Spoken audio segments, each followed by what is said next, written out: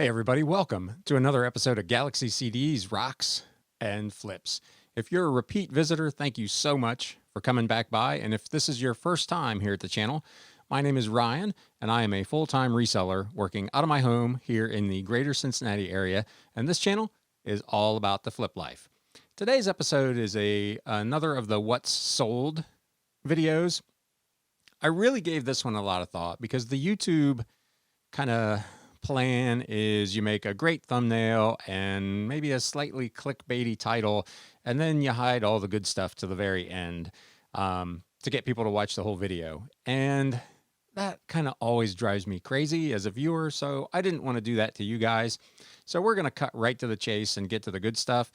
I've got a ton of stuff I'm going to share with you today, but the big one was in the title, and we're going to do that one first. But before I get into that, I did want to give a quick shout out to Timmy P, who is the first financial supporter of the channel and the podcast. He reached out to me over the weekend and said he would like to sponsor the show. So Timmy, thank you so much for your contribution. I truly appreciate it. It really means a lot that you enjoy the show enough that you wanted to contribute. So thank you so much. With that, let's talk about this CD. So you'll notice I've hidden the price. I am going to tease you at least that much. One of the things I look for when I'm going through bulk media buys are promotional CDs. So there's two kinds. There's the standard, what they used to call cutouts, where it's the standard release that's available commercially, and it either has a saw cut or a hole punch somewhere in it so that it can't be returned to the record company. The other kind are dedicated promotional items that will have alternate artwork, maybe a bonus track or a remix or something unusual. Sometimes they just have generic art. Sometimes they have special art, but there's something different about them that sets them apart from the standard release. Sometimes they're just completely things that are not commercially available. Those are obviously things you would want to look for because for a collector, those would have more value because they're just not readily available. This CD kind of fell into that category. So this is out of that 8,000 CD lot. I pulled it out, recognized right away that it was a promo. I didn't really think too much about it other than the fact that it had the logo for the legendary 97X WOXY, which is a radio station. Gosh, it's been gone probably 20 years now, out of Oxford, Ohio, that in its heyday was considered one of the best modern rock stations in the country. It was made famous in the movie Rain Man, if you've ever seen that, where Dustin Hoffman's character hears their tagline and then repeats it like 800 times. 97X, bam, the future of rock and roll.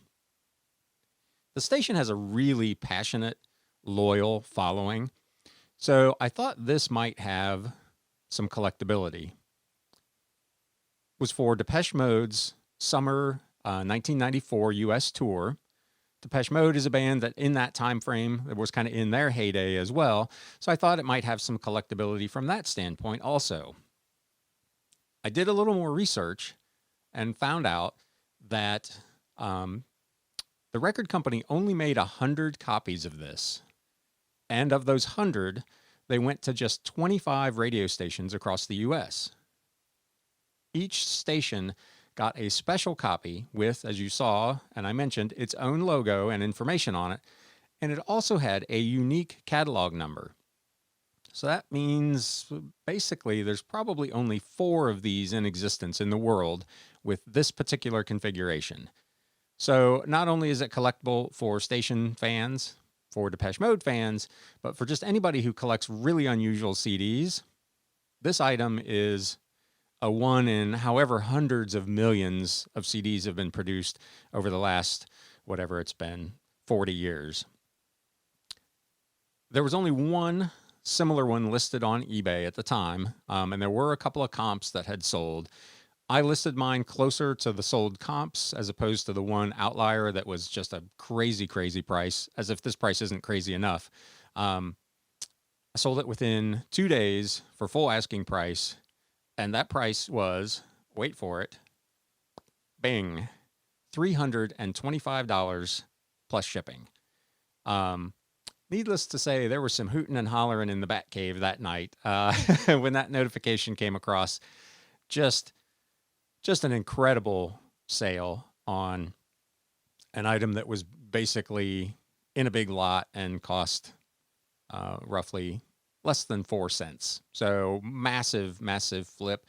After all the fees and the shipping, this one disc came within about $19 of paying for that entire lot.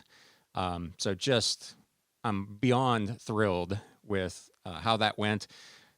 Like I said, there are probably a few more of those floating around. I'm not quite through that lot. Maybe I'll luck out and there'll be another one in there. But for now, this is just probably, without doubt, the best flip I've ever had. So really, really cool. Definitely, if you're buying big lots, watch for those promo CDs. They're not all going to be worth a lot of money. Some of them are not worth anything more than the regular ones, but they're all worth at least taking a look at because some of them do have a little more value than their regular counterparts.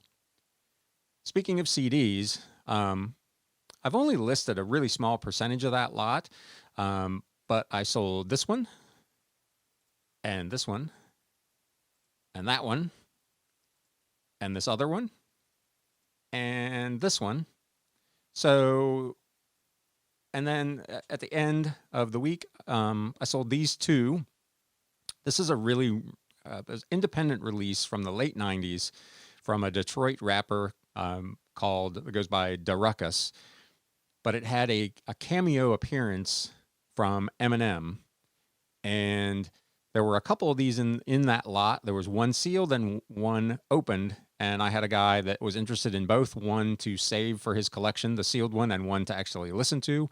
I think I had these listed for maybe $39 and $15, and he made me an offer of $45 for the two of them, which I went ahead and took. So those are all the CDs that I want to highlight. But in general, CDs in the last week or so have just been through the roof. And it's interesting because the general consensus is if you do consistent listing on eBay, the eBay algorithm catches that as activity on your store and boosts you in the listings. It gives you more exposure. What I've found is that essentially all I've listed in the last week pretty much are CDs. And of course, I'm selling some CDs, obviously, from this lot, but I'm also selling a lot of old stuff, things that have been in my store since last August and September. So not only am I getting kind of a boost generally, but it feels like I'm getting a boost specifically in the category that I'm aggressively listing in. So let me know in the comments if you've ever noticed like anything like that. If you've listed like a big batch of stuff and then taken a break and then come back later and listed a big batch of the same category of stuff, have you noticed an increase in sales on those older items as well? Because that has certainly been the case for me, which was unexpected and very welcome. I mean, I sold an old Barry Manilow CD that I assumed would go to the grave with me. So really, it's been really good in the last, what's it been, 10 days. I've done about $800 in CD sales, including the 325, obviously for that Depeche Mode, but that's $500, give or take, in sales in just one category in the last 10 days, which is really, really strong. So definitely let me know in comments if you've ever experienced anything like that. And while we're in this little interlude between CDs and the rest of the cool stuff, if this is the kind of content that you like, do me a favor and whack that thumbs up button, and take this opportunity also, if you would, to subscribe to the channel if you're not, and click that bell notification icon so that you get a notice each time I put up a new video. Let's take a look at just a few other things. I say a few. I got a whole bunch for you this week. I'll try not to belabor the point on these, but I do want to kind of go over some extra stuff. This first item, it's an old 1976 U.S. government telephone directory. I probably wouldn't buy this at a sale on its own. unless it was maybe a quarter or 50 cents. This was part of a big lot. I listed it for $9.99 plus shipping. I mean, most of these phone numbers are probably no good anymore. I'm sure no one who's in this directory still works at the same place and at the same phone number as this directory. So it's essentially a useless piece of vintage government memorabilia, but it still brought $10. I sold a hat. That's a hat tip to my one of my favorite YouTube channels, Lonnie down at Shed Flips. He's been selling a ton of hats, and every time he sells one, he shouts out, I sold a hat. So I sold a hat in the last few days. Actually, it's been a few of them, but this was one of the more interesting ones. I picked this up for $2 at a garage sale, maybe a month ago. The Memorial Tournament up in Dublin, Ohio. Somebody paid $17.99 plus shipping, so that was pretty nice. Sold, again, old textbooks, 1957. A lot of the 50s era stuff does pretty well. This is a laboratory manual of organic chemistry. It was in fantastic condition. A lot of times the spines, like all the gold on the lettering has worn off, or the spine is damaged, or the cover's dirty, or there's just something that kind of detracts from the value of the book. This thing was mint. It was really, really nice. $24.99 plus shipping. I think I own it for maybe 30, 40 cents. Was part of a big lot. Zumba Fitness for Xbox One. This was in a lot of DVDs. It was new and sealed. I own it for something on the order of about 50 cents, and it went for $30. Another of the religious books, the Strong's Exhaustive Concordance of the Bible. This was a really interesting one because it had 3 language dictionaries in it as well. This is another one. I think I bought this separately. I think I paid a couple of bucks for this. A lot of the old Bibles and religious books, I will, and not that $2 is really paying up for something, but I will buy them individually and not just wait for a lot. But it brought $29.99 plus shipping. Or actually, this one was free shipping. This one was plus shipping. Picked up this old vintage 14.4 fax modem at an estate sale. I bought it for $3. It was new and sealed. Comps on it were right around $30 plus shipping, and that's pretty much exactly what it brought. I had it up for $29.99 or best offer, and it sold for full price plus shipping. So that's not a bad little flip. Another of the religious books, a 1970s era Aid to Bible Understanding. This was done by the Watchtower. This was not in fantastic shape, but it was pretty good, and there were very, very few of them out there. So this brought $34.99 plus shipping. This is another one I bought at an estate sale. Individually, this was not part of a lot, but I got it for $1. This is another one. It was actually from that same sale. Masonry Defined, a Liberal Masonic Education from 1929. For a book of that age, it was in really, really good condition. The cover was really clean. It wasn't pulling away at the spine. There were no real marks or scars on it. Very, very nice condition book. $34.99 plus shipping. Model Railroad magazines. It's been a little while since I talked about these. I just wanted to remind you, if you can find a collection of these things, unless you're in the greater Cincinnati area, then leave them alone because I want them.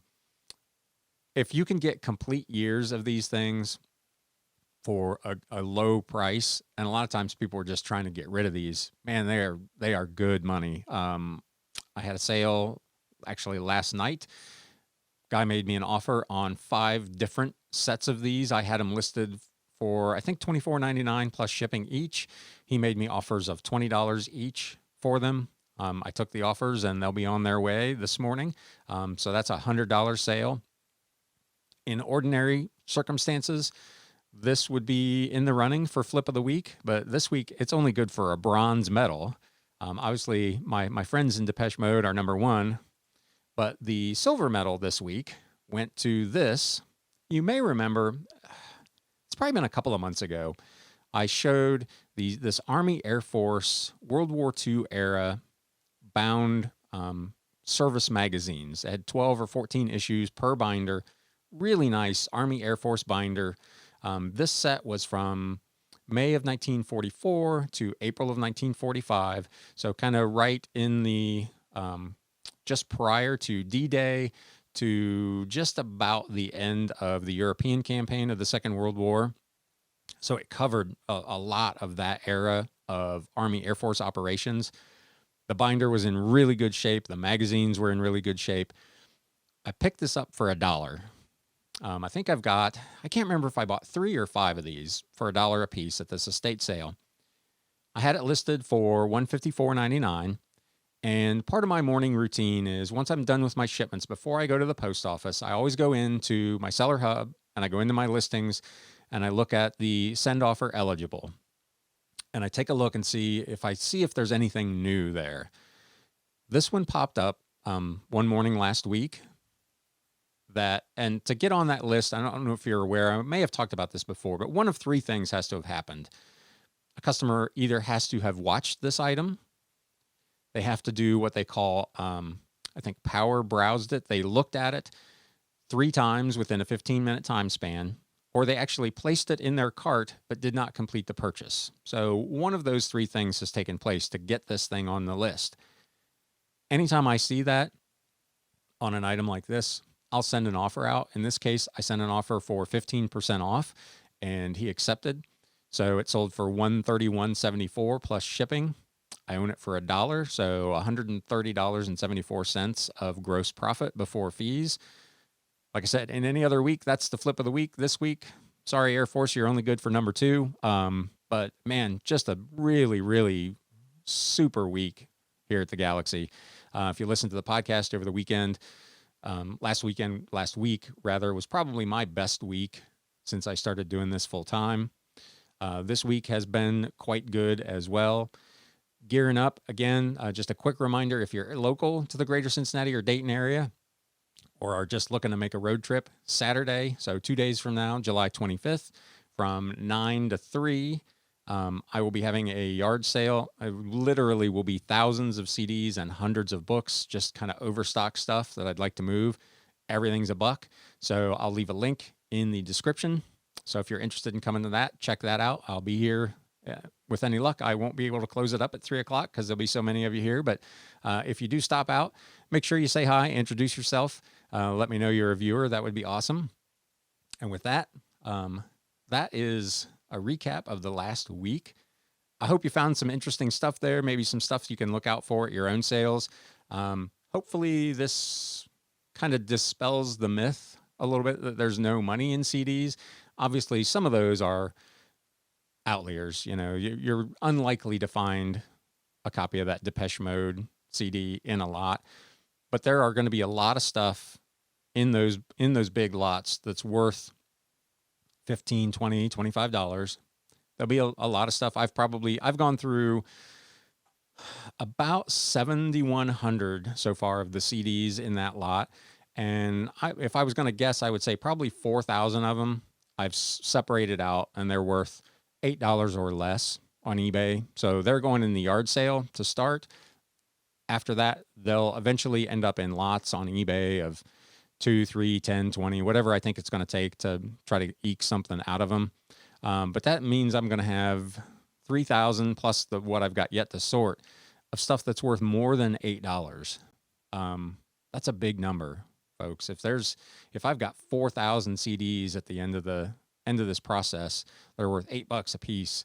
That's a lot of potential money, especially for an investment of $300. So don't snooze. If you get an opportunity to buy a decent lot of CDs, take a look at the titles and make sure they're in good shape and they're not all a bunch of commons, but there is definitely money to be made there. With that, thank you as always for stopping by and spending a little bit of time with me here in the Bat Cave. I hope you're having a great week. Hope to see some of you this weekend. And now it's time to sell. Thanks, guys.